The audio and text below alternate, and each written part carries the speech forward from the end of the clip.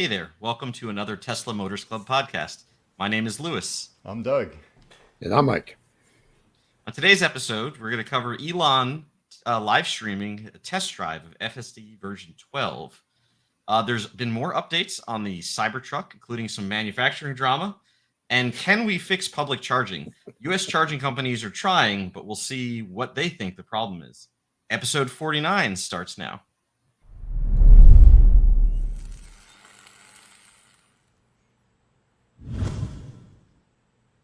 Gentlemen, we're back. How are you? Back. We are. How are you? And I'm back in the U.S. back in the Yes. at least hopefully you got your fill of good food. Yeah. Great food. I spent some time sort of all around Italy, and then about, I guess, a little more than 3 weeks I spent there. Nice. And yeah. Jealous. I'll just have to make my own Italian food at home. There you go. Well, let's jump in. So Elon live streams. This is like not even maybe 2 days ago. He live streamed FSD version 12, which is kind of the first public view of how FSD is working with V12. We are now live. So just to you just heard Elon say something randomly in the background. That was Doug trying to prep the video with the audio on. The funny thing about it is that he streamed it on Twitter, and the interface is a little odd. Like, for example, it showed it as muted, and then as soon as I pressed play, it unmuted. That's not an interface that I expected. Yes. So I have to say, honestly, the hardest part of watching this was the fact that it was streamed on Twitter, like it was a live stream. So, Elon points out a couple things about how, man, really these types of videos are boring. They should be edited. You want to speed them up. You want to cut out all the, the dead space. And then also the quality is just atrocious because he's live streaming from a cell phone. The quality is a little bit of a potato. He had the wherewithal to say that, but dude, okay, and when he was right along, it sounded like he had someone else with him, probably, someone high up in the AI team. Why not an intern or somebody in the back seat to hold the camera, hold the phone, Because it kind of seems like he's holding it himself. He is. A suction cup mount on the ceiling or something. I mean, I just don't get why. I understand it being off the cuff or whatever, but it's so easy to have just the slightest little bit of production value here. Hey, Doug, glass houses. Let's not throw stones. hey, we try, right? We're trying. We have our microphones, and we're trying to be just a little bit better. But dude, he's got all these resources, and I'm sure anybody has like a little mount or something. What's kind of funny about this is it reminds me back in the early days, back when first P1 came out. P1 was the first production, so they called it, Roadster, and it was his. He had the first production Roadster, and it's so nerdy. There's a service that doesn't exist anymore, and it was him, Jason Calacanis, and Strobel. What's that guy's first name? Oh my God, I can see his face. Yeah, I can see his face too. Yeah. And I don't remember what the service was, but he had a cell phone, and this is early days, right? This is like maybe 2008 or 7. And I remember Elon was very impressed that Strobel had some service where he was able to live stream video, and he was like, "Wow, this from a phone, wow!" And of course, it's too bad no one ever saved it because that service is long defunct and the servers are gone. It would be neat to see that video again because they sounded like such nerds. There was Elon driving his P1, and it was Jason Calacanis and whatever Strobel, I can't remember his first name right now, were following in Calacanis' Corvette, and they were trying to keep up with Elon, and it was just a bunch of nerds just driving around and sounding like nerds, and it was funny. But the quality was really terrible because it was a live stream on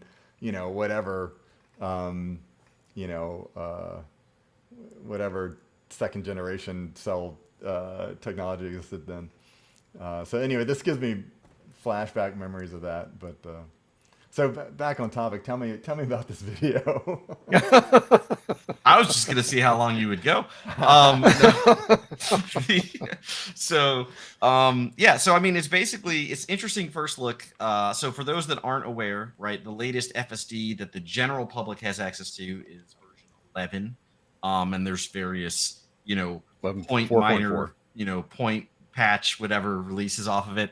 But the key thing, the major difference in version 11 and what he's demoing here in this video, version 12, is basically the architecture, the fundamental design of how the system works. And overall, I mean, the video isn't that interesting. If you do want to watch it, it's on Twitter. Elon Musk tweeted it, so it's easy to find.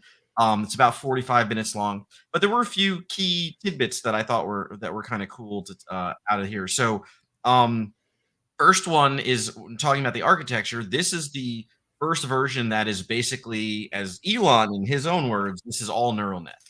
So basically, there's no more if statement logic type code where, he mentioned that in version 11, there's something like over 300,000 lines of C++ code, which is doing things like identifying, oh, if this is a stop sign, then do this. If this is a traffic light, then do this. That kind of like a programmer handcrafting the logic of trying to tell the car how to drive.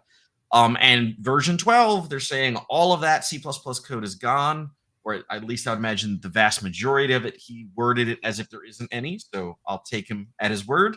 And that it's basically just neural nets now, which means that they can still guide the machine. They can still guide the FSD into knowing how to drive and setting up rules, but it's done through manipulating and curating the data that is given to it to train on.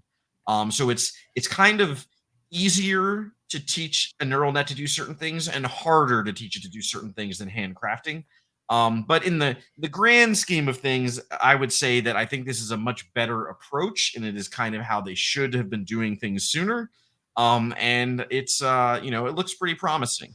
Can you give me a little bit better idea how that data curation would work? I mean, for one thing, what is the data? Is it from actual people driving, or is it from just some simulated environment? You want the people that actually drive well that it's learning from, as opposed to the people that don't drive well. I mean, how does that really work? It's a great question. So, yeah, so he did talk a little bit about this in the video. There's a few points where we can know definitively what they're claiming. So, for example, the training data is video data, and that data is there's a lot of it that comes from the fleet of vehicles. So they did mention how, when they discover a certain aspect of the driving that it's not doing well, they need to pull specific videos from the fleet. And basically, they have human labelers, or they also have tooling around it where they'll, go through videos. They'll find ones that meet the criteria or the scenario they're interested in. They'll make sure that it's cleaned up, that it, matches whatever they want with correct labeling. And then they kind of prioritize making sure that's in the data set and feeding that in during the training pass.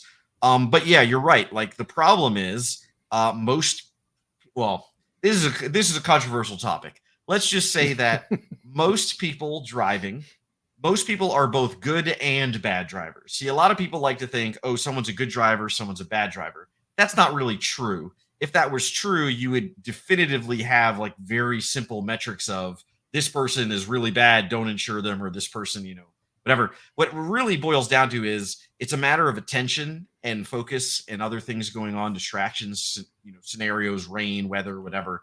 So people, if they're paying attention, they're in fair conditions, they will drive better. If they're in an unknown area, or if they're tired or distracted, they'll drive worse. And that's why it's hard to judge who's a good driver, who's a bad driver, depends on the situation.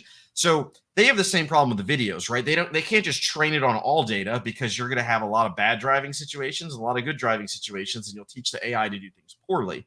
The problem is, basically, they mentioned a specific example of stop signs. So it was famous, came out, months ago. Regulators kind of demanded that Tesla's FSD needs to come to a complete stop when you're at a stop sign. You can't do the, some folks call it the California roll, or, where you rolling through. the California roll. You just slow down. You don't really come to a stop. while technically that is illegal, it is actually how most people drive. And they mentioned on this call that, yeah, in their data set, less than 1% of the time do human drivers actually come to a complete stop at a stop sign. Less than 1%. Unless According there's a again, cop present. according to them, unless 1% of the time there's a police officer present. Yeah. But Yep. so basically they had to cherry pick data and then also synthesize some data or amplify that small subset of data into being a louder signal so that the model learns to stop at a stop sign artificially because human drivers don't generally do that. So that's an example of where, okay, you can't just take the data you have. You can't just blindly go, here's every intersection we've ever had a stop sign, feed into the model. You kind of need to groom it and curate it and say, okay, these are the scenarios we want it to learn, and these are the scenarios we don't. We kind of filter those out. And that's true of every aspect of driving. You're going to need, different scenarios of like these types of intersections, of these types of traffic lights, these various conditions, and you need to basically train it and have enough of that data in a meaningful way to hopefully learn how to drive well. And yeah, I mean so they claim they're doing that, and I think that's probably the hardest part. Honestly, coding up a neural net's not very hard. The most of the challenge in the majority of machine learning projects is in AI projects is the data. It's the quality of the data. It's the source of the data. It's how you massage that data. And it's why there's a whole field called data engineering. Sorry, I just That's really wanted to important. point out real quick. I'm just looking at this video as he's driving around Stanford campus, and my lab used to be right around there. And the campus looks great when the picture works.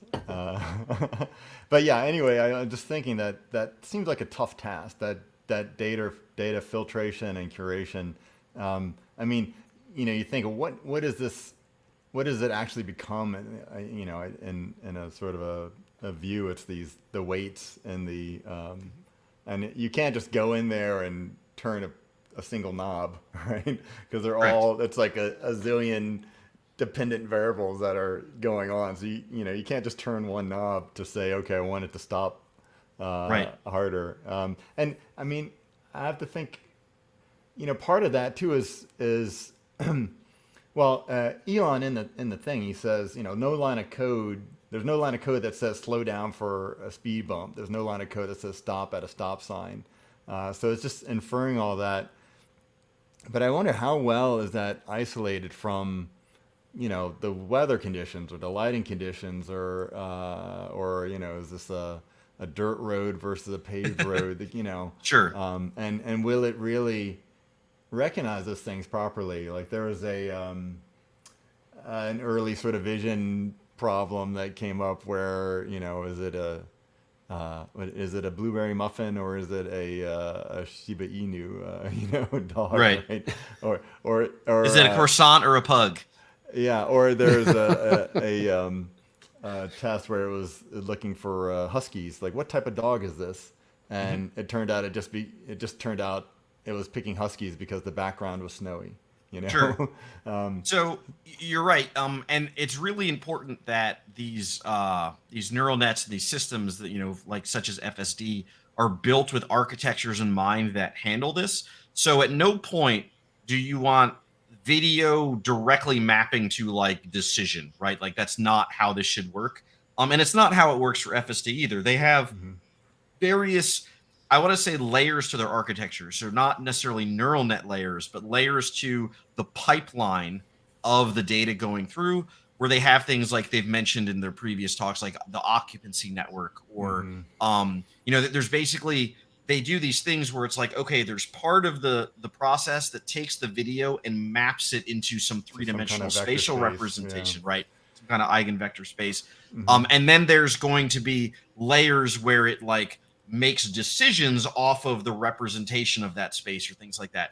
But yeah, otherwise, if you just take a really dumb designed neural net, it could be a thing where it's like, oh, you give it some new data and now it forgets this random word in French or whatever, right? Like, neural nets are a way to compress information and compress data, and they're not exact. They're not as good at, that's why your memory, you're not as good at recalling information as a computer can. when it's stored as like a database or something. So yeah, so they do have to separate these things out, and they do have to have intelligence in how they design the system. But at the end of the day, I do believe that a neural net will do a better job in the generic case of learning these high level concepts as opposed to being coded with rules and dealing with edge cases. There's basically no path in getting there, in my opinion, doing it with that approach. So I think this is the right approach. I think they're on the right track. But it may be many years before it's perfected. Yeah, one of the things that makes me hopeful about that the decision making bit is working on this vector space of this representation of what's around it is that what I hope that means is that the layer that develops that vector space can develop over time, meaning that we can get more sensors and, I guess it's part of hardware for better cameras. But, I don't like how Elon, and I feel like there will be an ego type thing where he's sort of definitively said we don't need LiDAR. But, when LiDAR becomes a 25-cent chip, there's no reason not to be using it and not to be adding that to the data set to have a higher resolution vector space or a more true vector space, or being able to have different sensor modalities to be able to confirm what actually exists in space. And I would hope that radar and LiDAR and more cameras and better cameras end up being part of that system, so that we have a better. And it's likely they will. reality. It's likely they will. The hardware for it already shows, right? We have the new quote unquote HD radar. As costs on these technologies come down and as the value or usefulness of them increases, I think it's very likely they could be introduced into certain models of cars. When it comes to training and all the other types of problems, right? So like Tesla does have the ability to generate video to simulate things. So it is possible for them to run experiments where they say, okay, what if I had this type of signal, this type of data? Would it also perform better? And we've already seen out in the wild, they run mapping software cars. They drive cars in environments that have LiDAR on them, that have radar, right? Like, so they are collecting that kind of data. But at the end of the day, I do agree with Elon in the sense that it should be possible to do without all of those things. But just because something is possible doesn't mean it's a good idea. And also in the grand scheme of how difficult it is to achieve, it might become much easier. We've already see it now. There are other companies that do have cars that classify as being level 4. Granted, they're geofenced. But they use these additional sensors. And Tesla does not classify even as level 3 in any market or in any location. Will that change in the future? I hope so. Yeah, I just really hope. I just hope that ego and his definitive statements. Hope we can just sort of walk that back, and because even if you think about how they're doing, what do you call it, Optimus, this robot, The robot, and supposedly that's essentially using FSD computers for its walking around and seeing stuff. The iPhone these days has a very simple kind of LiDAR that's basically how the Xbox Connect worked. It's sort of a laser goes through a kind of a diffraction grating and just sort of paints infrared laser dots on the environment, and then the spacing between these dots gives you a sense of how far away something is. And that was some Israeli company that Apple ended up buying, which I think is part of the reason why Connect doesn't exist anymore. In terms of Microsoft not using it, so they don't have to be licensing from or buying even from Apple.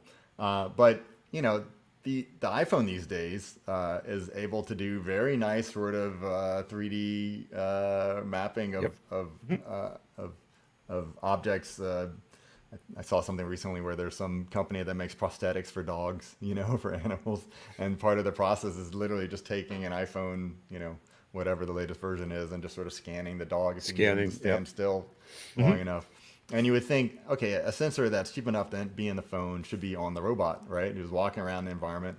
It doesn't have the same level of being able to use parallax to develop the 3D environment that a moving car Sure. does, right? So a robot's moving much slower. It's a much lower speed environment.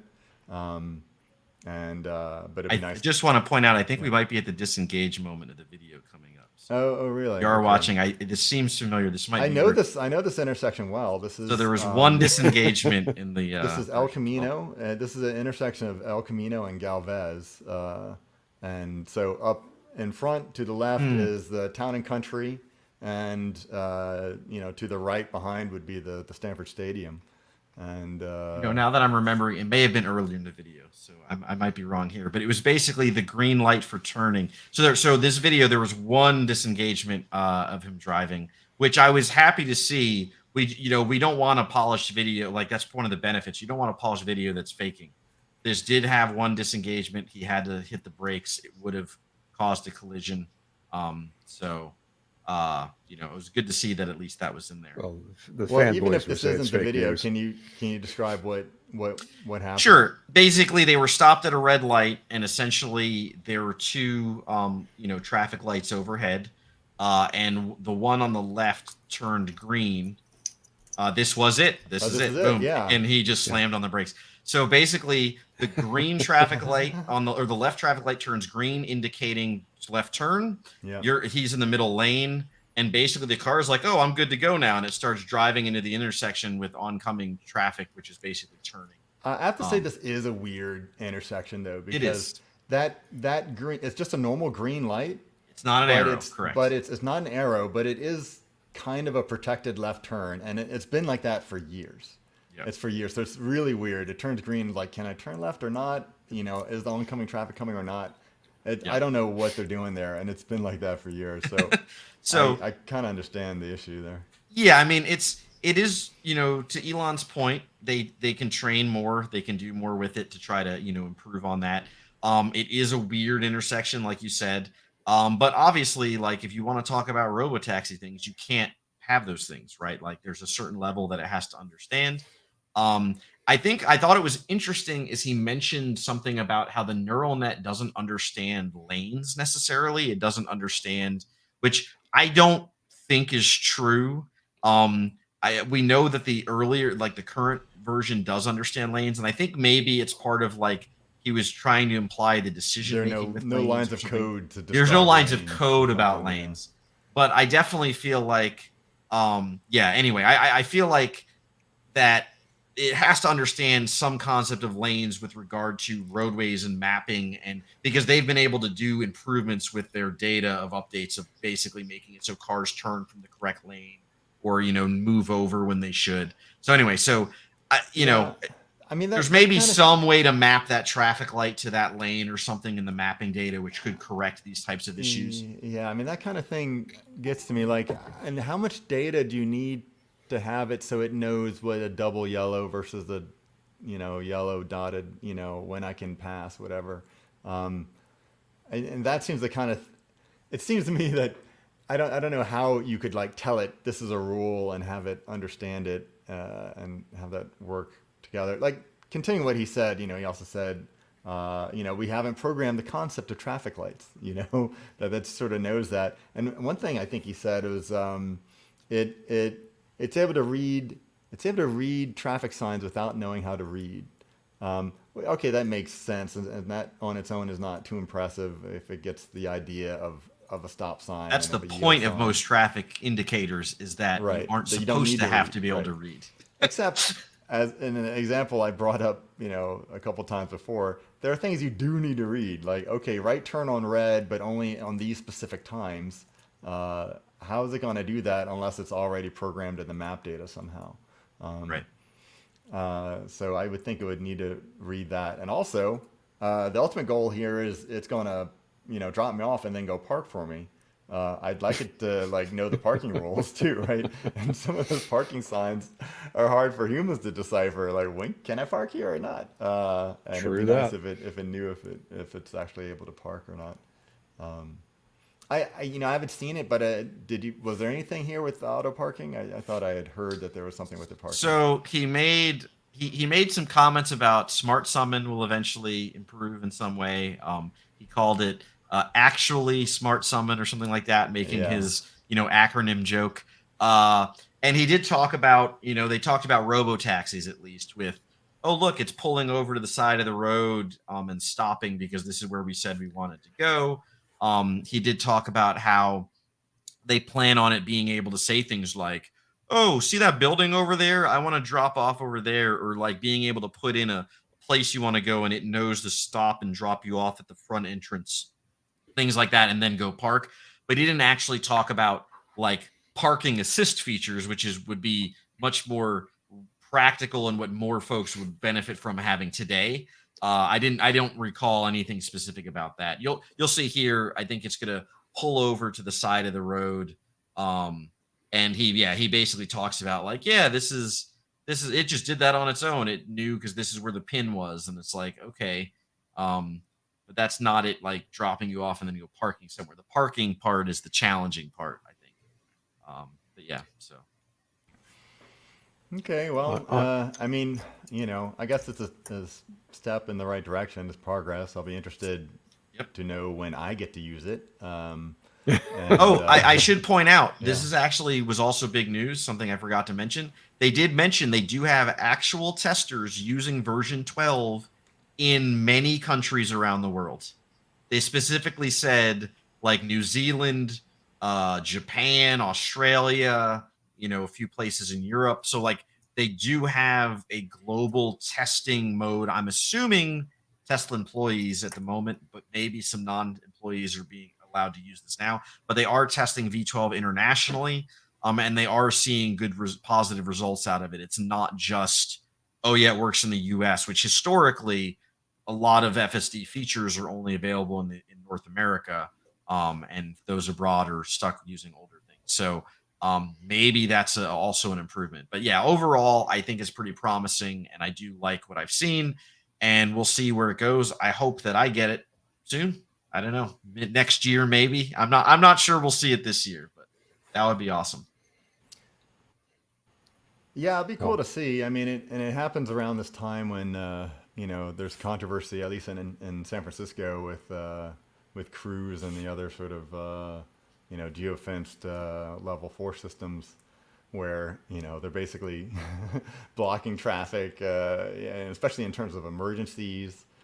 They're getting confused when I think the excuse they had was there are too many cell signals or something. I think there was like an event, like a sporting event or something, and that's exactly when you need it to work, right?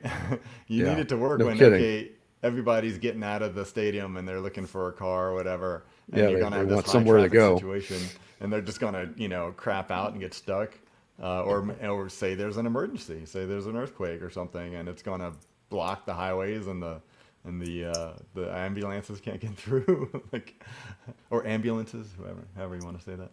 Um, Ambulance. ambulance. Showing I'm in Maryland right now, so that's how they say it in Balmer. so, yeah, we'll see.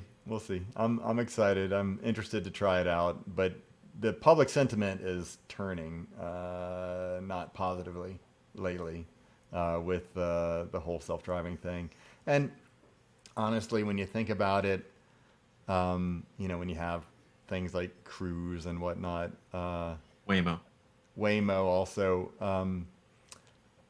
as a society, shouldn't we be putting these efforts into public transportation, like mass transit, as opposed to, a big vehicle for just a single individual? A very non-American point of view there, Doug. Well, it's an engineer's point of view. Back in 2015, we had our event, and there was a guy, I can't remember his name, but he did a talk, and the video, we have it online somewhere. But the guy, he proposed like what kind of car, if we have autonomous driving, what kind of car should it be? And it was something closer to the Tango. If you ever saw that, commuter cars did this thing called a Tango. It's kind of like a tandem seating, so it's basically the size of a motorcycle but encased.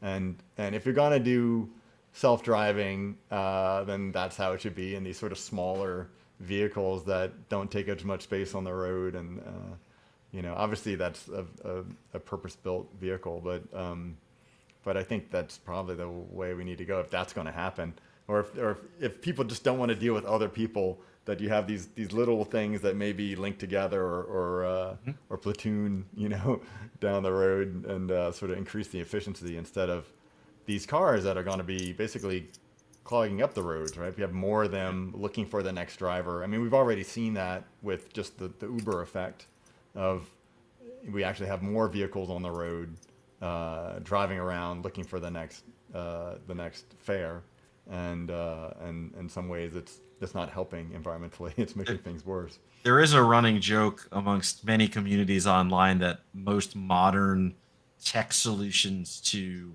like, how do we fix city congestion and how do we fix self-driving car, all these things, end up just reinventing public transit. Transport, yeah. Right. It's just Like oh great, that's called a bus, or oh great, that's called a subway. Right. Yeah, the Hyperloop is basically turning into the subway. Train. We could Oh, have look done at that. Yeah.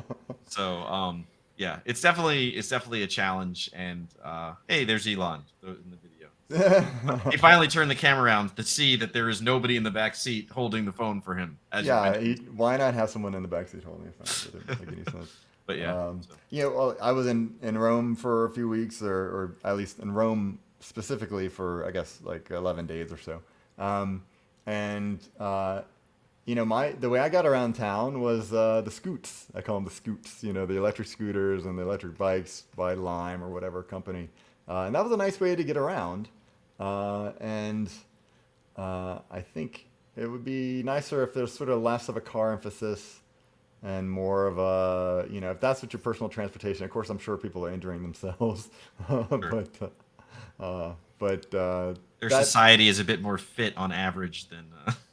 Yeah, well, you can walk places, so even though they eat that very rich food, people walking around. So I still remember I was so surprised my first time in Copenhagen, which is Denmark, for those of you unfamiliar, which I was when I was younger, before I went there. I was blown away at looking at their roadways, how they're basically tailored for bicycles, where you have like a 3-lane roadway, and 1 lane is for cars and 2 lanes are for bikes. And I was just like, what? This is such a foreign concept as someone who grew up in the United States visiting, and especially considering Denmark is very far north geographically. It gets really cold there, like very cold. It's like way up Canada from a North American, point of view. And it's like, and yet they still use bicycles far more than cars. There were bicycle repair shops. I saw many of them throughout the city. I didn't see auto body shops everywhere. Like, I didn't see mechanics all over. I saw bicycle repair shops. So anyway, it was very interesting that there are cultures out there that, yeah, there are alternatives that, maybe we should pivot a bit as a society, and we would, have better, traffic in our cities. But, it's a bit of a pipe dream. I don't think you're going to get that kind of a shift in modern society, but who knows? Well, I mean, it's kind of happening. Paris is doing something where they're emphasizing cars and pedestrians a bit more in their run up to the Olympics in 2024. So again, those European sensibilities.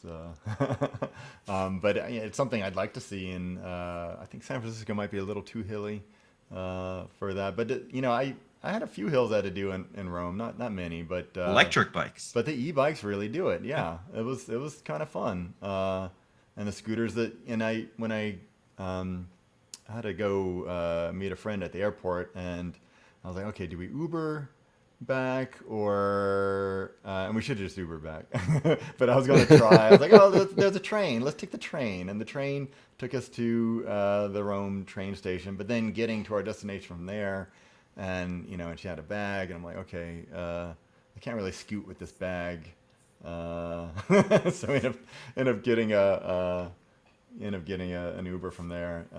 But I guess that's the thing, you cargo, right? So if you actually have stuff, you kind of need the car. But sure. Anyway, if they just had fewer of them, and and some places are trying to do sort of EV mandates, and I feel that's something they need to do in Rome. There's an issue with the pollution damaging the ruins, the old structures like the Colosseum, and so I think I didn't really notice it this time, but some years ago, I was there 7 years ago, and there are certain places you couldn't drive, or maybe certain days of the week you couldn't drive, and that was to limit the pollution exposure of those structures. So Yeah. there's hope. There's hope. But yeah, I'm not sure that autonomous vehicles is solving that problem. So Well, it makes me almost want to jump to our third topic, but I guess we should kind of do them in planned order. Third topic being public charging and how we can fix that. But let's cover. So Cybertruck, we do have some updates there that we wanted to talk about. A lot of interesting stuff. So we've first to talk about that the delivery event, right, was brought up, and there's a way to get a ticket. yeah, Maybe. Yep. Sort of. Maybe. Kind of. Sort of. So I won't be getting a ticket through this method, or probably at all. But if you have any connections, feel free to hook me up. I do live in Austin. I would gladly go and report live. I'd love to be a +1. I'd love to go. But if you have 30,000 referral credits on your Tesla account, which, looking back, I don't know that I'd have 30,000. I'd certainly have some because I've helped folks get Teslas and things. But I've never used the referral code because I never cared. I'm just never like, oh yeah, there's nothing I wanted to spend the points on. And now, of course, there's something I would want the points for. But if you have 30,000 referral credits, you can get an invite to the Cybertruck delivery event in Austin. So that's kind of smart, because what it does is it helps the people that are actually interested. It helps them sort of sell more vehicles. Yeah. And also, I mean, the referral program used to actually be worth something, and then it got heavily neutered right about the time I got a car when it could have benefited me. And what it is right now is it's kind of interesting. Like, you can get stuff through it's kind of like that Pepsi the Pepsi points back in the day, right? You can sort of get some stuff. Where's my F-16? Yeah, it was the Harrier jump jet. Oh yeah. Oh, that's right. But you can get some stuff from the shop or whatever, the Tesla, merch basically. But it also has things that essentially cost Tesla nothing. So like before, if you had 500 referrals, you're supposed to get a new Roadster, right? Now what it is, you get, and I don't really know how they do the points. I think each referral you get 2,000 points. And so 500 points you can use for a chance in a raffle for a Cybertruck, right? So that, you have no idea how many Cybertrucks they'll raffle off, how many people go into that. So it's just a way for you to get those points and then basically, get rid of them away. Burn for them. free. Yeah, burn them basically. If you don't know what the actual chances are. And actually, that's kind of interesting because if they're doing a raffle, I think their law is about. You have to say what the odds are. You have to say what the odds are, and there also has to be a way for you to join without paying. Typically, there has to be a way for you to just sort of write in and join it without paying. So that, anyway, I'm not It sure depends. You're right. Like the lottery, you can't do that, but certain types of like if it's a prize giveaway, then yes, they have to. Yeah. So I'm not really sure what they're doing to get around that, but so you just burn it. And so here's a thing that people like to go to, and as far as who gets to go to these events, it tends to be who has the connections or who's most visible or whatever, and you get an invite. And most of the events I've gone to, I've been actually invited to maybe 2, and then the others I end up being a +1 with somebody from TMC, and so I don't really know like what kind of mojo you need. And so the 2 times I was invited, it was more in an official capacity, and so so this is a way for them to just sort of burn those those referral credits. So it's kind of smart, I guess. And then maybe, I don't know if they're just going to give some to certain people anyway, but it makes it more, I don't know, it makes it a little more fair, I guess, that you're actually Right. doing something. But what it really does is tells us, oh, there's going to be a delivery event at some point soon, right? And we assume it's going to be this year, right? So, I hope so. It will likely be this year. well, all they need is some symbolic number of vehicles ready to deliver. So say they have, I don't know, 100 vehicles ready to go. And I don't think they'll really, they say this year's the year of the Cybertruck. I think the next year will be the actual year when they get their production ready to go. So So I have to ask. So Mike, there was a Yep. lot of drama about will the Cybertruck be ready and why isn't it ready? Elon, Elon test drove one and had some choice words. There was an email leaked. Tell us a little bit There about this was. drama. So the drama revolves around Legos of all things, and the fact that Elon is comparing the tolerances of his truck to the tolerances of a Lego, to microns of tolerances. And he is absolutely convinced in this email that um, he and the rest of the crew at Tesla should be able to build a Cybertruck to the same tolerances or better than what Legos are made to, which is sub 10 microns. this is nuts. And let's be clear. Legos are molded, so you have a mold that's a very precise device and very precise tolerance. The truck, they're trying to bend metal that doesn't really want to be bent. So I think he has his work cut out for him to hit sub 10 microns. And when I first read this, the only thing that came to my mind is when they were running the marbles down the panel seams of one of the luxury Infiniti? cars in a TV Yeah, the commercial Infiniti years commercial ago. with Infiniti. Jonathan Pierce. Infinity. They had a really good parody That's of that right, on that's SNL. They had the Infinity Codes, and it was like with the marble running around. Well, you should go ahead and just read the for our audio listeners. Just read this. Absolutely. This message. It's pretty short there. So it goes like this from Elon to everybody. Due to the nature of the Cybertruck, which is made from bright metal, aka stainless steel, with mostly straight edges, any dimensional variation shows up like a sore thumb. Got news for you. It shows up on anything like a sore thumb. All parts of this vehicle, whether internal or from suppliers, need to be designed and built to sub 10 micron accuracy. God, I wish my dash could be built to that.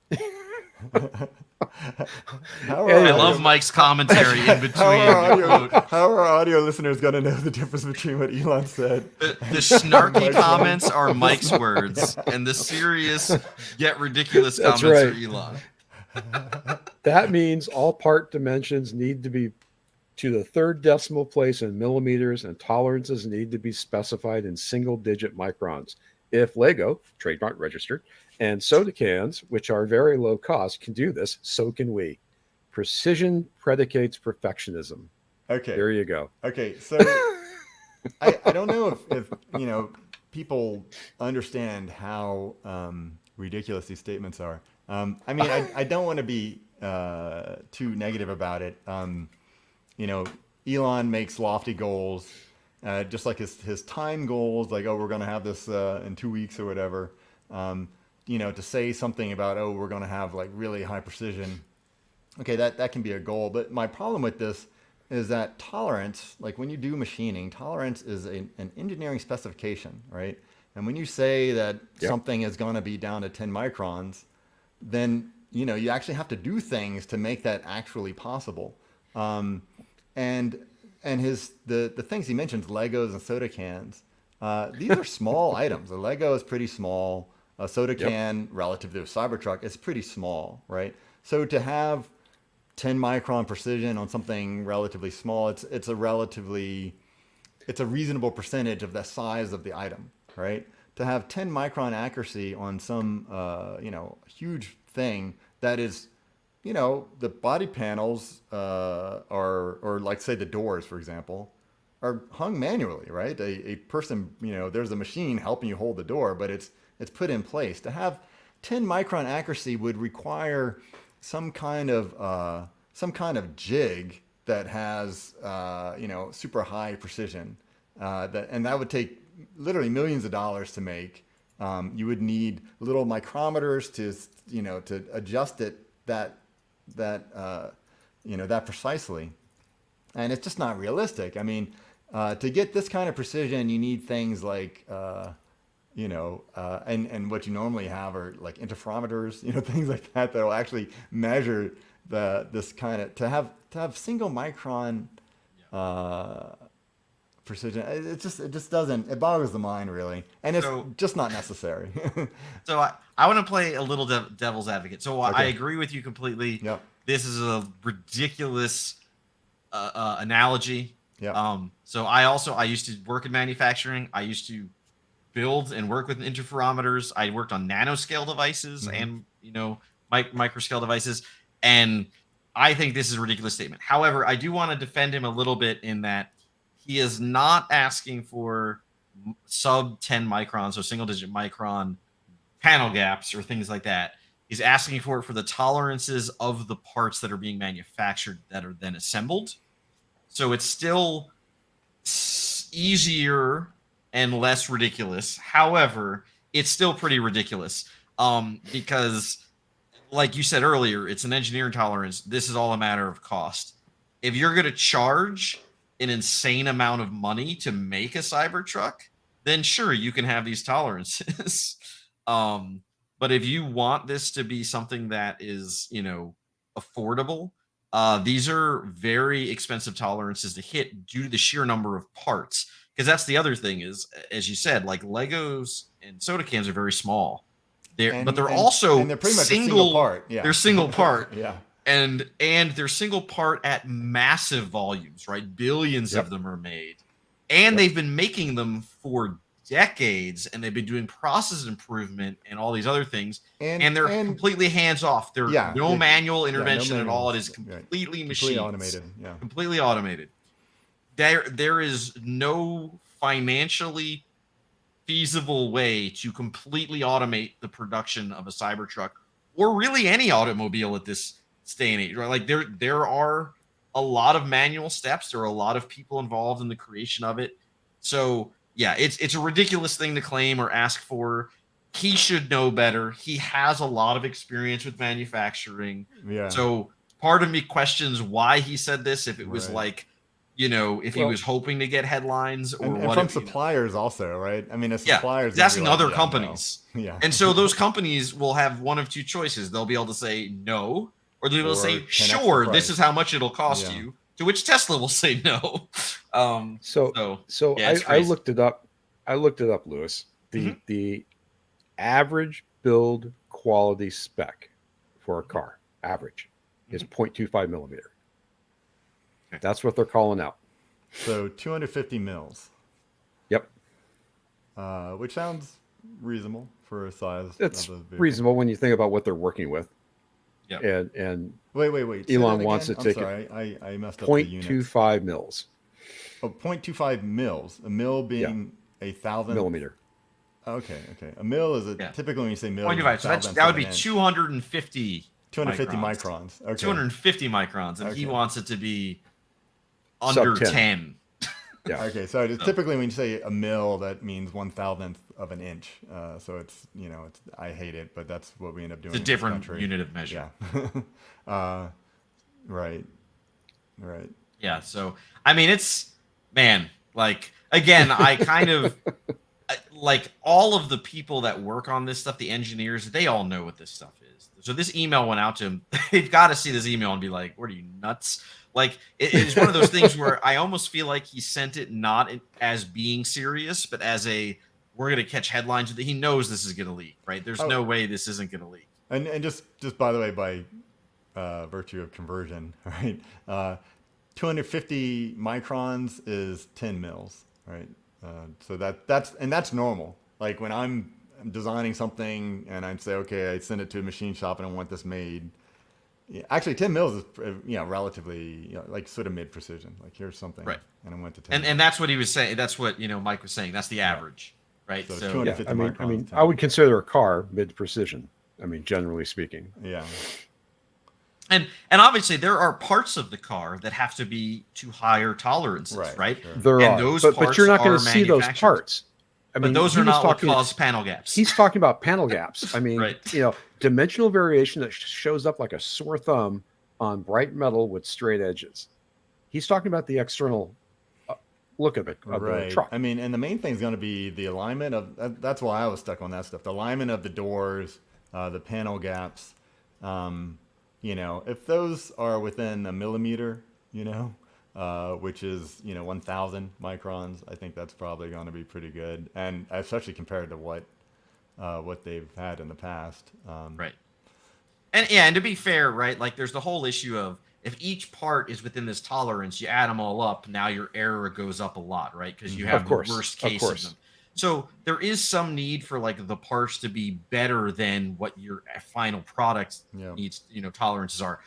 But this is a ridiculous ask. This is not what they should be doing. However, I will say I am happy to see that at least Elon is putting attention to this problem. Mm-hmm. So we should expect an improvement, which I think would be beneficial for everyone, even especially if it's not just the Cybertruck, if it's an improvement across the board, because this is an area that Tesla does need to improve on. They do need to improve on their assembly, their fit and finish of but how they've needed this. This is not new news. I mean, they've needed this for years. But I would have felt better if he picked a reasonable unit of measure and a reasonable goal. Yeah. Because this is crazier than I'm going to get 1 million people on Mars, right? Like this is just such a to me, like this is such a ridiculous thing to claim or ask for. Yeah, but I mean they kind of got burned on the Model Y production because they talked about the the alien dreadnought, and the whole thing was going to be just automated to the wazoo, and the machines are going to be moving so fast you can't even see them, and the lights wouldn't even need to be on. And if you want to see them, you need like a stroboscope or whatever. And building that was very expensive. And guess what? It was sort of cheaper just to hire a guy to do this part. Hiring and training a guy to do something instead of building a thing to do that. And I think you're sort of realizing that. So there's a thing in the industry called lights out manufacturing, which basically means you build a factory, you turn the lights off, there's nobody inside, and just you put in raw resources and widgets come out, right? Like that's the holy grail and it's never happens across even much simpler to do things. I mean, a lot of semiconductor process is that where you have automatic wafer handling and just by the nature. And I feel like that was his inspiration, actually. Sure. And I think he even said as much, that actually, what's another sort of funny story is I remember when they first opened the Fremont plant, this was the old NUMMI plant. And I think at that point he had an idea of it being clean. It's I do EVs and they're really clean, and the plant will just be clean, just like a semiconductor, just like a class clean room, class 10. And the floors were like white epoxy. Everything's just beautiful, and I had a tour of it back in 2010, I think it was. And they had it was a kind of a dog and pony show where they had the machines were installed, but they didn't do anything yet. So they're like running these like nonsense programs to blink the lights, or you'd see the stamper just kind of move, like this. And it looked so beautiful. And then I had a tour, once the plant started running, and the floor is a mess. Obviously actual manufacturing, the floor is like I don't know, just a few days, like the thing was totally torn up and just. But what do you expect, right? I mean, it's just because the car is an EV doesn't mean there aren't oils involved and all these other things. In terms of you can't bend metal without oil. I mean, it's a dirty process. I just thought that was funny. So he had an ideal in his head. Yeah. And it just wasn't. I mean, and laypersons that don't even know, like I used to work in tons of clean rooms. I worked in the industry. I built tools for the industry. You can't make a clean room as clean as you need to make modern chips. The clean room that you're in is actually like a buffer. You're in a clean room, but it's way dirtier than what is required. The machines themselves are their own cleaner, they're like vacuum systems. They're vacuum sealed, high pressure systems. Yeah. So like with HEPA filters and all kinds of stuff. So yeah, it's kind of funny that he went into this going, oh yeah, we'll have a clean room. But it's like, that's not even how it's done in those types of environments. But Yeah. it's funny. But to your point though, yeah, semiconductor is a case where we do a lot of automation. There's still thousands of people that work in those fabs. It's not like there's there's thousands of people involved that go there every day doing stuff. So, it is what it is. But yes, it's funny. And again, the goal here is that any misalignment or whatever will stick out as a sore thumb. Based on photos and comments I've seen lately, what really sticks out as a sore thumb is the thumb prints on the on the skin of the car. It's it's a brushed stainless steel, and it just absorbs skin oils, so you see fingerprints everywhere and dust. So I think that's the thing. I don't know what they can do about that, but they want to get around painting it. But I think a lot of these will just be wrapped. I feel like wraps are going to be super popular for the Cybertruck. I think. In fact, they did some of their own funny wraps, right? Did you see? Yeah, some of the make it look like they got the Toyota wrap, they got the F-150 wrap. Yeah, yeah, that's just being silly. But I mean, there are wraps to make your car look like it's brushed stainless steel, but it's it's a wrap. Maybe that's what some people would get, and it'll be easier with the fingerprints. Yeah, it's fair. wasn't there talk about having factory wraps at one point for the Cybertruck? I remember something being there was like background noise that was going to be an option. Yeah, I think it was brought up because they offer wrapping services in China. Yeah.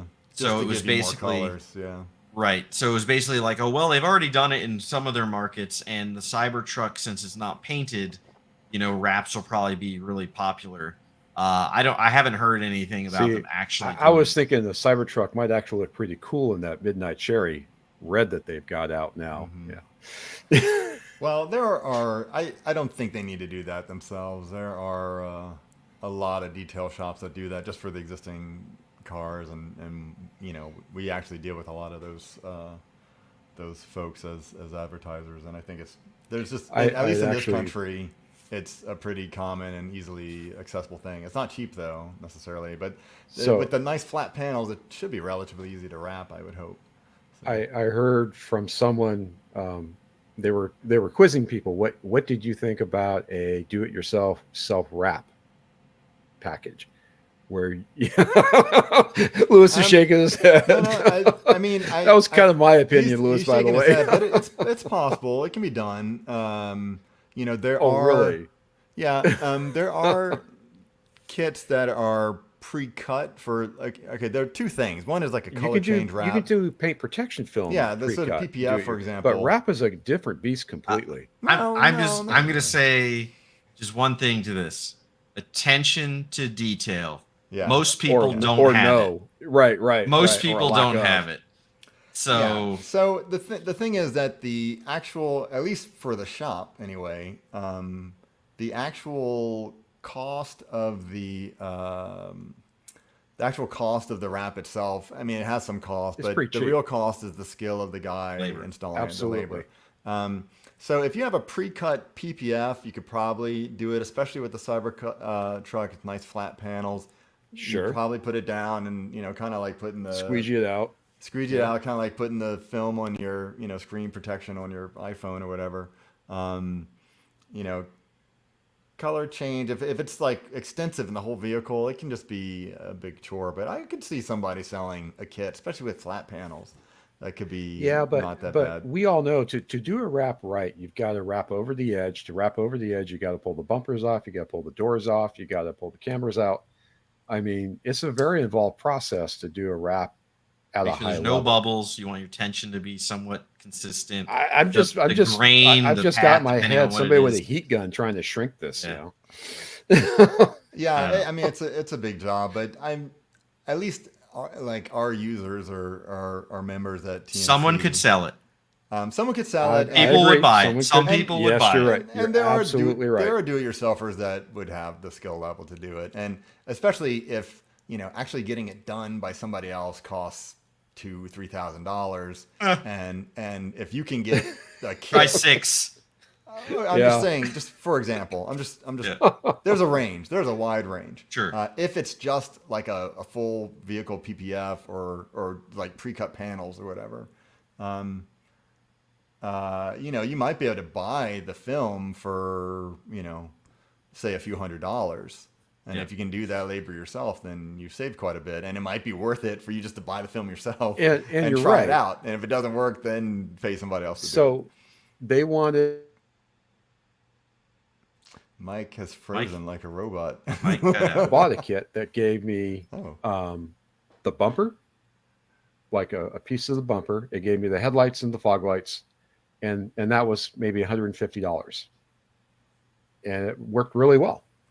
It gave me just enough protection against stones, which is what I was looking for. But I'm not sure I'd want to wrap it with a film. I mean, that'd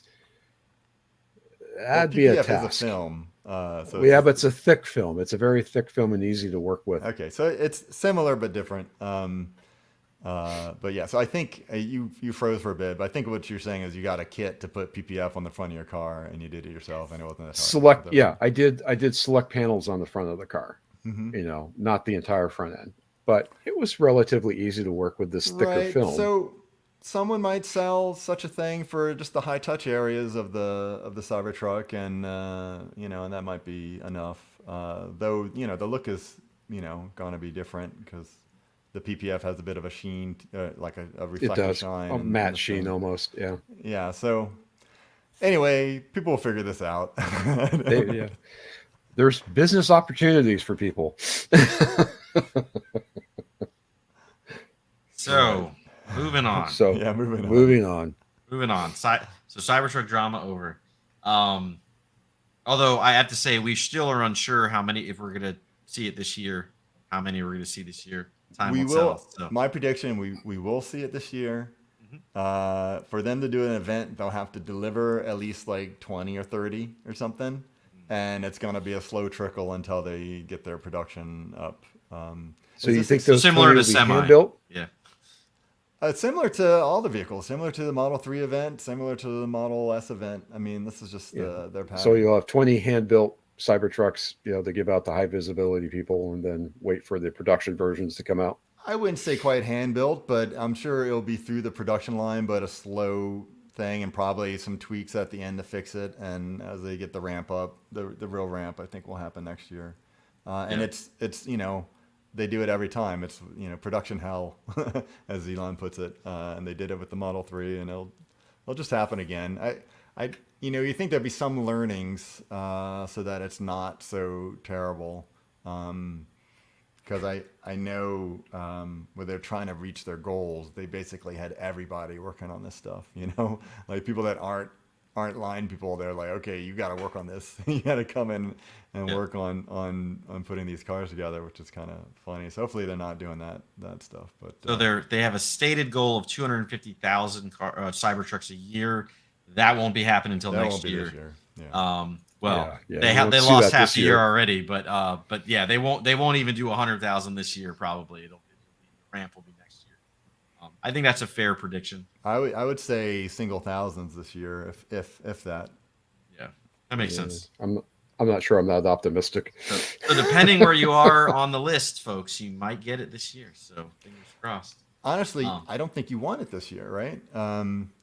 I don't think you want the early car unless it's like like the guy at Drag Times. Supposedly he said he's going Burks at Drag Times. If you ever hear him, he's he runs a YouTube channel, and him getting the car early means money for him, right? He'll like do a video and it's worth it for him. But I think for the normal user, you want it soon. But they figure out so many things and make so many changes in the first months of production that you probably want a later car, after they figure out, what the issues are, so you don't have like a car with a bunch of quirks.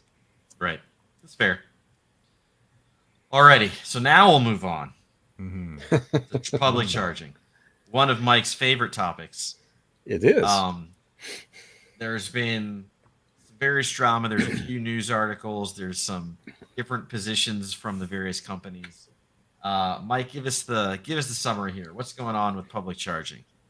So public charging's really been in the news lately with Tesla's kind of stirring up the pot, as it were, of releasing CCS charging on the superchargers, and it's really escalated in the last couple of months with a lot of manufacturers embracing the Tesla plug as their native plug for the car versus CCS. So you're starting to see the pressure being applied to companies like EA and EVgo and ChargePoint and some of the others, saying, "Hey, get with the program. We got all these cars are going to have these Tesla plugs, and they're going to need to charge." And so the response has been kind of interesting. EA, being EA, has kind of taken a hard line to it, and we're CCS, and that's what we do. And we're only going to accept the factory adapters, so no third-party adapters. They're also not releasing reliability stats, unlike EVgo. And the last shots fired in this discussion have been about reliability. And we all know that EVgo is not perhaps the best in reliability. That's been well documented. EA has got issues with that. EVgo's done better. In fact, EVgo has actually said reliability should be a measure of a successful charge. That's your uptime. Uptime to EVgo is you've showed up, you connected, you were able to successfully charge in a prescribed amount of time. Done. That was uptime. EA is basically saying, well, no, our station's up if it's reachable by our knock. Doesn't mean it works, but it's reachable. And so the reliability has been kind of all over the map as far as how you measure that and what needs to be done about it.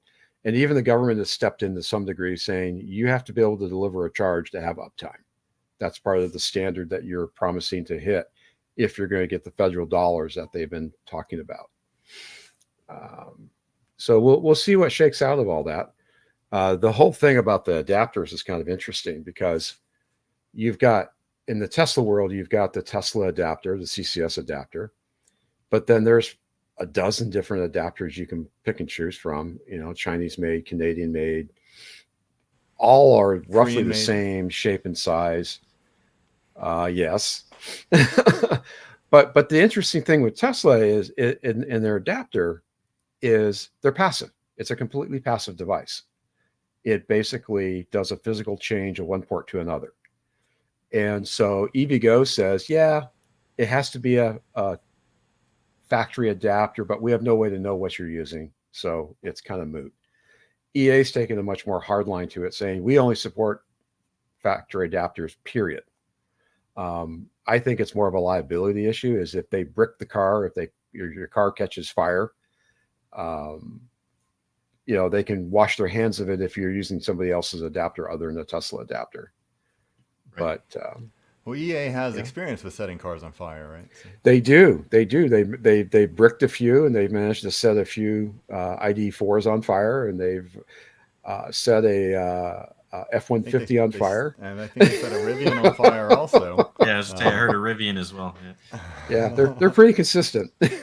but I'm surprised actually that those people were able to find an EA charger that would actually power up. I mean, that seems to be the bigger problem. Well, I mean, that sounds a little hopeful in the, that the government actually cares about an uptime metric, right? Because I've seen it seems to me EA's business model has been get the subsidies for making the stations, and I don't care if they actually work or not. Yeah, and that seems to correlate with what I've seen in the real world. ChargePoint's actually changing their model. For those that don't know, ChargePoint historically has been a hardware supplier. So it's been up to the site owner to provide real estate and power, and up to the site owner to provide maintenance. ChargePoint doesn't maintain their own equipment. It's contracted out third party. And I've had firsthand experience with this with a couple of chargers I work with often at work. And it was this big finger pointing mess because the ChargePoint adapter is literally sitting there saying, Mr. Technician, key in your service number to enable this charger. And ChargePoint says, we don't do that. The maintenance people have to do that. and the people that own the land saying, "Oh, we don't have a maintenance contract." That's ChargePoint. Yeah, it was ugly. It took 3 months to resolve that. So it's passing So the buck. But they are, and ChargePoint has mainly been level 2, right? At destination chargers that are level 2, at least that's my experience with by and them. large, And I've only seen a few ChargePoint stations that are level 3. and you know, again, sort of historical stuff. There have been plenty of companies like Blink, and what a terrible name, Blink, because the Blink Yep. chargers were Yeah, they always on the blink out. blink. They're on the blink. You blinked and their company disappeared. Disappeared, yeah. And they did. And all the early companies that were trying to sell charging, like trying to sell electricity, I don't think they lasted. And the only one from the early days, meaning like from like 2008 or so, Yeah. that I feel is still around is ChargePoint, mainly because they were just selling the hardware. Here are the chargers that, you know, go to, you know, Google's gonna have employee charging.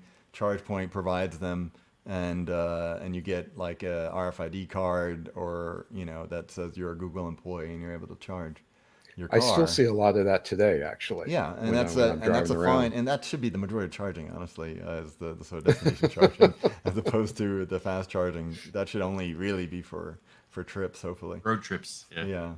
Yeah. So, but they're the only ones that survived, I think, because of that, right? It was like we're selling hardware and also the sort of the connectivity as a service. Well, so those chargers tend to be in a closed environment, so they weren't Mhm. subject to the vandalism and the misuse that a lot of public chargers are. Mhm. You know, and that's been one of the ongoing issues with ChargePoint that I've seen in the last 3 years is those chargers just get abused. So, I mean, abused and misused. does ChargePoint have the you know, sometimes miscalled level 3? Do they have the sort of DC fast charging? They do. There are some that we have locally that are 50 kilowatt for like CHAdeMO, Mm-hmm. and I've actually seen some 100 kilowatt units, but they're few and far between. Mm-hmm. And actually, the two closest to me are actually at Trader Joe's, of all places, 100 kilowatt CCS adapters. So, but very few. Yeah, that feels slow these days. I mean, how old are those units? 2 years old. Okay, so not that old, but Well, you know, you say it's slow, but my Model 3, for example, at 50% state of charge is only going to pull 55 to 60 kilowatts. hmm. It won't pull anything faster unless I'm probably 30% or lower. Mm-hmm. So if I pull into Trader Joe's at 50% and I want to plug in for 15 or 20 minutes while I'm charging, a 100 kilowatt charger is more than enough to bring it up to, you know, 80%, 90%. So what's new here? There's something about using AI to predict downtime. So ChargePoint is saying they're going to use AI to scan social media to effectively crowdsource the outages. So they're going to be looking for people complaining that, oh, charger at, you know, Lincoln and Maine is broken and not working. And if they see people talking about that in social media, that their AI engine will identify that and flag it as needing work. I think you do better with a knock, but that's just me. I have to say, I used to work for an ML AI consulting company. Well, they weren't a consulting company, but that's basically what we did. I was part of the consulting arm of the company, and we'd have companies come to us and say, "Hey, how can I use AI for my business?" And various people would, suggest the most off the wall, ridiculous AI solutions that we could possibly build. And they would pick one that they like, or they'd pick one that they'd go, "Oh yeah, this is great," and they'd do that one, and then we'd build that for whatever 6 months. And some customers were very happy. We built this awesome thing that they loved. Right. Most of the time, they would be like, "Yeah, this is great," but then no one really cared anymore because it was just about saying they had AI. And I have to say, this project to me feels like that. Like, it feels like a ridiculous. We're saying was we like, have AI. "How can we use AI to make our business appear to be better to investors?" Well, AI is a current buzzword. Uptime's a current buzzword. Let's marry the two and crowdsource while we're at it. Yeah. So while it was a fun company to work for, and I got to work on a lot of cool, interesting AI and ML projects, Nonsense. Anyway, Yeah, they'd I be mean, much better off doing it a million other ways that don't involve yeah, AI. these stations should be self-reporting when there's a problem. There's sort of other ways to be able to tell, and it's perfectly fine to like check social media, but I guess people want to call things AI. Just a simple scan, and and it doesn't need to be AI. Just sort of programmatically, you just sort of like Oh no. build a queue. I assure you, they'll use semantic analysis to determine Okay, if the person is happy it's or angry. sad Yeah, about the I'm Oh really intrusion. yeah, angry. yeah. It's like, If they seem pissed, then I guarantee we'll have someone them. sold them on that You'll nonsense. escalate it if they're pissed, right? Yeah, Well, but I yeah, think I mean, ChargePoint. Yeah, I go think ahead. ChargePoint's gonna have a problem with self-reporting. I mean, they put their chargers in some of the worst locations, like at the bottom of the basement in the parking structure. There's no cellular, there's no network coverage. The only reason the charger works is because you got an RFI swipe card. Yeah, So, I so I feel like at the end of the day, like the only thing that I would care about if I was one of these companies is I have a charger. The charger needs to either have a connection back that I can get information and metrics and data from, or someone has to go out there and retrieve that data at some interval, right? So, how do you measure if the charger's being used at all? How much money it's making? Is it economical to even have? Is it a good location? but Right. see, but The see, up to simplest now, way is how much money are we making off that charger? How many people are using it? yeah, That metric but alone tells you if it's working or not, or if there's an anomaly or whatever it is. And you but don't up to need now, anything that else. hasn't been ChargePoint's business. Their business Yeah, has been to sell the hardware. It's up to sure. the owner of the property to care whether they're making money or not. So, And to be frank, most of the ChargePoint chargers around here, where I'm at, are not making money. They are a loss leader to get you to come to the mall or to the business, yeah. that you're at. It's not And for that's charging. fine. And that's and again, that's what we should be doing. That's what it should be. Well, Level two I, anyway, because level I two. still but want the but there's no metrics. incentive. But there's no incentive to keep it up and running in any reasonable shape. I If think they were in the business to make money at it, if they had to turn a profit, they would be much more incentivized to make sure this whole thing as a package worked properly. I guess I think there are just sort of two things, right? The charging at the mall or whatever. Like again, that's destination level two charging. Yep. That's the kind Yep. of charging that is basically free. It's casual. It's a casual But charge. like it doesn't like the cost of that electricity is relatively low. It's And if somebody pennies. buys something, it probably pays for itself. And if somebody came and then the charger's used, but it got them there anyway, it's probably worth it. The level three is something else altogether, right? The cost of the power, right? To supply that kind of power, the infrastructure involved, that needs to make money, and it should cost money, and it does, right? But that those things need to be working. So I guess my point is that level the DC fast charging is and the level two stuff are just two separate things, right? It's a different level of maintenance needed, I think the level two stuff should be on the onus of the mall or whatever. I think that's Right. the way it should be. They are the ones that have the incentive of maintaining it because Yeah. it's a Agreed. It's a perk draw. of It going draws there. you to Yeah. the mall. Yep. And I don't think ChargePoint could operate that profitably themselves. Now with the DC fast charging, it should almost be like a separate business. Man, Those I would things. want those metrics. I still don't understand how they wouldn't collect data on those things. I can't imagine having that business with no data. Like again, even if it's not something that can necessarily have a data connection, which you would prioritize, like somebody needs to go collect that data. Anyway, But they do have a data connection, right? They all are somehow internet connected, right?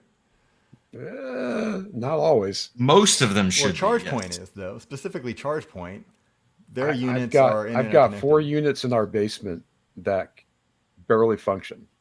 In fact, if you don't have an RFI card, you can't charge because there's no other way to talk to the unit. There's no Wi-Fi. There's no cellular. Well, There's that's nothing. that's your setup, though. I mean, you should Oh, have no, seriously. If they're in a basement, they should have like an Ethernet cable or something. it should be a microcell or something Because there. one of the features of ChargePoint is you go to the ChargePoint app and you see what charging stations are available, and if you see if they're in use or whatever, right? That's one of the Yeah. features. So each of their units, assuming it's a publicly available unit, is Should be network able to phone connected. home. So Now, if it's yours and it's and it belongs to your company or whatever, then probably it doesn't need to advertise whether it's available or not, and And maybe it you doesn't. just don't, and so it doesn't need to be network connected, and that's how sure, you have chose to use it because you've just bought a piece of hardware, right? yeah. Yeah. You can't really blame them for that. I agree with you, Yeah, Doug. And if they are connected and you can't tell for whatever reason, you should be able to tell there are many that ways. should be But air, just do right? what Stefan in chat said: is put a report broken button on the damn thing, right? Like, you know what I mean? This is not rocket science. Have a Yeah. button. So we Some people have push it, tells you it's broken. Yeah, how two does systems at work. We have ChargePoint that's running two pillars, which has got two per pillars. That's four total. And then we have what used to be green something that's now owned by Shell. oh I yeah, I forget used the to use original those. name. Those were level 2 also, at least. Yeah, yeah. But Um, but the but the two businesses are worlds apart as mhm. far as trying to keep them up and running in data. The Shell will actually give you good data, but it doesn't stay up and running well at all. The ChargePoint doesn't give you any data, but they're up most of the time. Hmm. Well, I tend to think you could get data from ChargePoint. You probably could, Uh, okay, but again, how does there's it work with opportunities there. the Tesla superchargers? How do they know when a charger doesn't work? There's a bit of a protocol when you come to a supercharger and a particular supercharger doesn't work, is to, instead of hanging the connector back up, you kind of lay it, I don't know, kind of lay it on the ground or something next to it, not to Well, where someone would run over it, but somehow you lay it in such a way that, oh, okay, that one probably doesn't work. Um, but I wonder if there is like as Stefan suggests, I don't know, I haven't seen anything, a yeah, way to it needs report. Tesla could do that an pretty easily. indicator on it, like big red light that says broken or something. Right. But Well, I mean, the existing Tesla's made theirs pretty simple. Like they're on a bunch of LED. I guess the Tesla is illuminated, the but Tesla's illuminated but around like where the cable's at. other than that, there isn't any real indication on the existing ones. Now we did see there have been pictures of some with RFID or like a tap payment kind of thing. Yeah, Um, yeah, I saw so that this week. so maybe future ones could have some indication. Though I think Tesla's goal would be to they're just not that they work as opposed to Well, like as far as the laying of the cable goes, one of the problems I've run into with our superchargers locally is when you hang the plug back yeah, it up, just comes loose. it just falls right off. Yeah, I've whacked my car a couple times with that. I'm like, what the heck? So to me, that's a design flaw. It just kind of barely hangs off that little Yeah, it tab. needs a cradle, It and needs something. I don't want it to necessarily be more mechanical, such that it's something that would break or something that has to release. But something slightly spring loaded that actually holds on to the thing, yeah, as opposed to it just kind of hanging there by gravity, and it's a big heavy cable and it can easily just kind of come off and yeah. whack your Because car. when we were up at Bakersfield on one of our San Francisco trips, so there's 28 charger stalls, two were broken, and there was a queue of 10 cars trying to get in and charge. And people kept trying to go to these broken chargers, not realizing they were broken.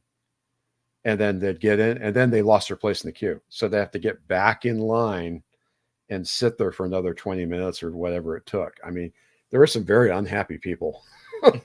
There should be some etiquette protocol for that to let the person back in line if something doesn't work. I'm telling you, charging at 5 o'clock at Bakersfield's a blood sport. So 5 p.m. I assume, because I know you get up at yes, 5 a.m. to do these things. I am at 5 a.m. and there's not too many people there. Well, I definitely will have to keep all these things in mind if I ever charge my car not at I my was going to house. say, you don't supercharge, so this is No, all foreign still, gibberish to still you. have never supercharged. We'll see. Maybe by the end of this year, if I go to my in-laws for We all holidays. need to show up at your garage on a Saturday and do a Tesla carpool to the Oh man, supercharger and watch you charge. I've driven and been to superchargers. I've gone to ribbon cuttings for superchargers. I've gone to places that have them. I just have never actually supercharged. We should probably wrap up soon, but I just wanted to grab a couple user comments. I think most of these refer back to our first topic, which was the FSD. FSD. Let's see. So Jones 1, he said, Tesla needs to fix the fragmentation of the OS. I'm on 2023.7.20 v11 something. It's like it's like Android the way Tesla has its software versions scattered amongst vehicles. Yeah. He's got a point. I mean, there's some necessity there because there's some differences in hardware. You know, yeah. And some of it is, I guess they also test things and roll things out. And so, yeah. I mean, it's going to be worse now with hardware 4. So I'm of the opinion in my software philosophy of doing CI/CD type stuff is like they're called feature flags. You don't ship different versions and have pinned older versions and newer versions.